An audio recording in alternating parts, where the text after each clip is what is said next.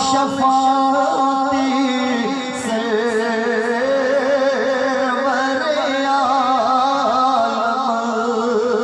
چھٹی سی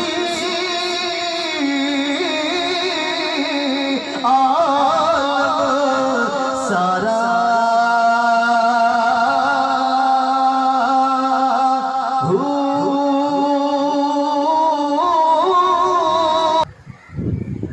میرے آقا علیہ السلام کی شفاعت میں کبھی شک نہیں کرنا چاہیے۔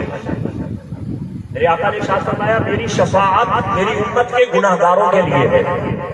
بڑے بڑے خاطی، بڑے بڑے مجرم، بڑے بڑے مجرم قیامت کے دن میری شفاعت حاصل کریں گے۔ اگر شفاعت مجرموں کے لیے نہ ہو تو شفاعت کیا ہے؟ شفاعت ہے کیا؟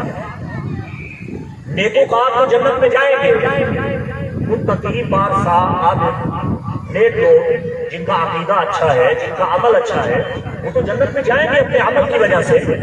لیکن جو کمزور اعمال والے لوگ ہیں، جن کے اعمال میں کمی ہے، جنہوں نے گناہان کبیرہ کیے، جنہوں نے گناہان صغیرہ کیے، ہم جیسے گناہگار بندے، سیاہ کار بندے، خاطی مسلم بندے، ان کے لیے آقا علیہ السلام کی شفاعت ہے۔ میں حدیث پاک آپ کی خدمت میں ہدیہ کر رہا ہوں، طبرانی شریف حدیث کی کتاب ہے، اس میں یہ حدیث موجود ہے۔ امام احمد ابن حنبل نے اس حدیث کو روایت کیا ہے، اور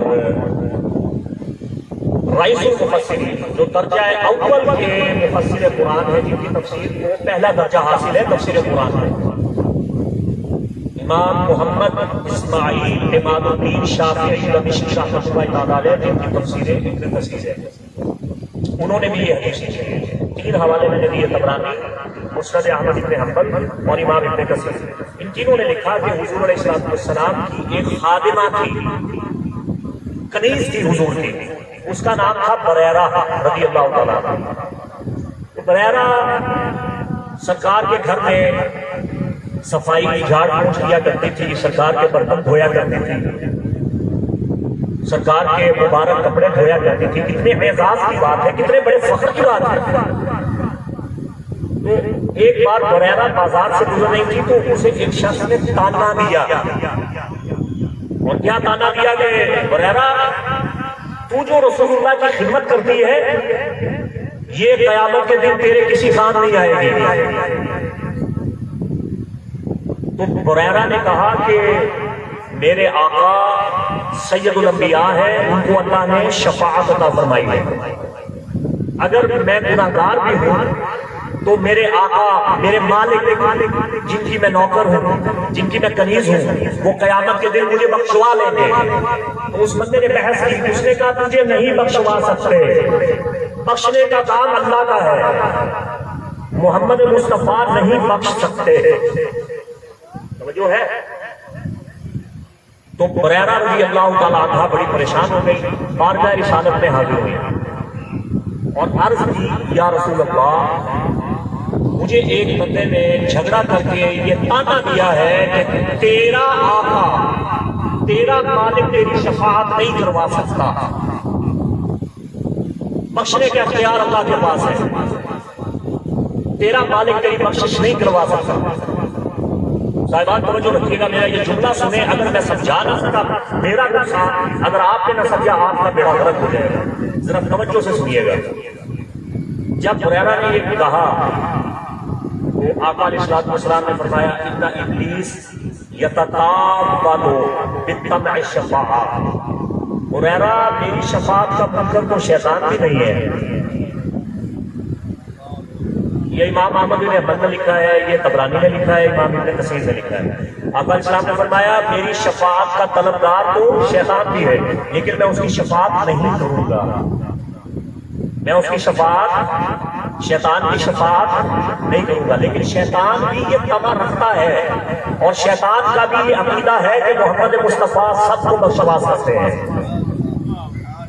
شیطان بھی یہ طمع رکھتا ہے کہ اگر مجھے موقع مل جائے تو میں بارگاہ رسالت میں حاضر ہو کے سرکار سے کہوں یا رسول اللہ مجھے بخشوا دیجیے۔ تو آقا علیہ السلام نے فرمایا شیطان بھی میری شفاعت کا منکر نہیں ہے، تو وہ کون ہے بدبخت جو میری شفاعت کا انکار کر رہا ہے. توجہ ہے، بات سمجھ گئے؟ اب یہ نہ کہنا کہ مفتی صاحب کہہ گئے قیامت کے دن شیطان بخشا جائے گا. او بھائی خدا کا واسطہ ہے، میں نے یہ نہیں کہا. میں آپ کو یہ حدیث سنا رہا ہوں کہ آقا علیہ السلام نے فرمایا شیطان بھی یہ نقطۂ نظر رکھتا ہے کہ محمد مصطفیٰ شفاعت کے مالک ہیں. میں یہ بتا رہا ہوں کہ آقا علیہ السلام نے فرمایا میں شیطان کو نہیں بخشوں گا، لیکن شیطان کا عقیدہ یہ ہے کہ محمد مصطفیٰ شفاعت کے مالک ہیں. آج کتنے بدبخت ہیں وہ لوگ جو نبی کا کلمہ پڑھ کے نبی کی شفاعت کو نہیں مانتے. کتنے بدبخت ہیں وہ. صاحبان اللہ سے دعا ہے کہ وہ ہمیں اپنے پیاروں کی محبت میں دنیا میں قائم رکھے، زندہ رکھے، اور اپنے پیاروں کی محبت میں ہمارا خاتمہ بالایمان فرمائے. اور ہمارے لیے کتنے اعزاز کی بات ہے کہ ہم اس اللہ کے حبیب کے امتی ہیں جن کا امتی ہونے کے طلبگار انبیاء و مرسلین. اللہ سے دعا ہے کہ وہ ہمیں عمل کی توفیق عطا فرمائے. وما علینا الا البلاغ.